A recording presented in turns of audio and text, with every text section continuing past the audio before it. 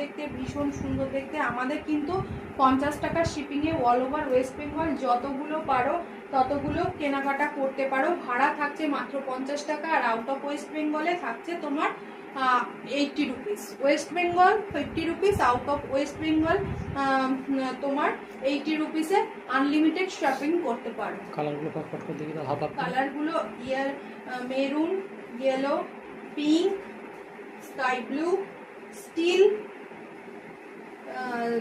এটা sea green, black, এটা হচ্ছে বাসন্তী গ্রিন, এটা হচ্ছে পার্পল, ঠিক পার্পল বলা যাবে, পার্পল কালার, এটাও একটা স্কাই ব্লু কালার।